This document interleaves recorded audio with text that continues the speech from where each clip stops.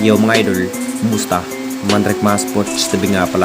Ating mag-usapan, breaking news, Barangay Nibra, Cedric Wilfield, confirm to Hinibra, at Riley Grigsby, may gustong patunayan.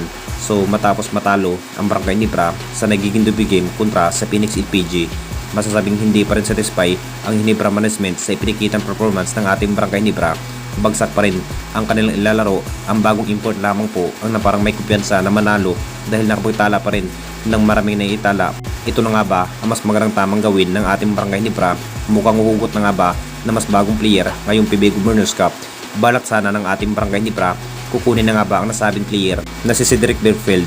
Alam na natin lahat mga idol, matagal na rin pinaplano ng ating Jenkins na makukuha na nga ba ang nasabing player na si Wilfield.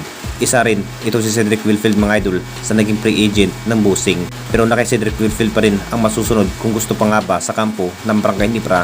Nag-average pa rin ang nasabing player na may 5 minutes ang kanyang makukuhang playing time sa kampo ng Blackwater.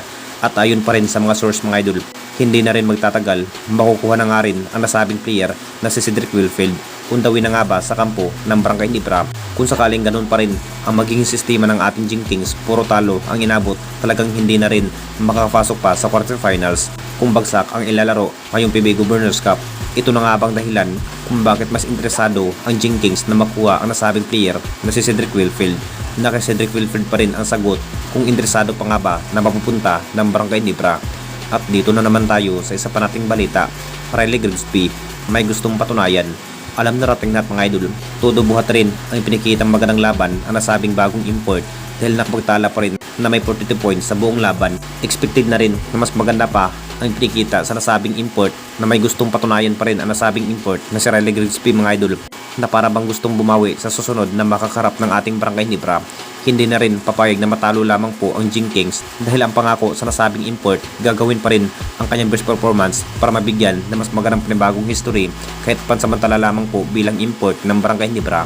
Nakita naman nating lahat kung gaano kahusay pagdating sa outshot shooting ang nasabing import na si Riley Grigsby.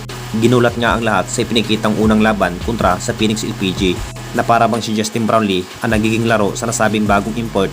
Pinatunayan pa rin ni Riley Grigsby mga idol na mabibigyan na mas magandang panalunan ng ating Jenkins. Siguro sa susunod na laban, expected na mas maganda pa ang ilalaro sa pangalawang laban ng ating Barangay Nibra. Nag-a-adjust pa lamang po ito si Riley Grigsby mga idol, kung saan hindi pa rin kabisado ang nagiging rules kung bakit nagkandarapa pa ang nasabing bagong import na si Riley Grigsby. Anong masasabi ninyo mga idol tungkol sa ating video?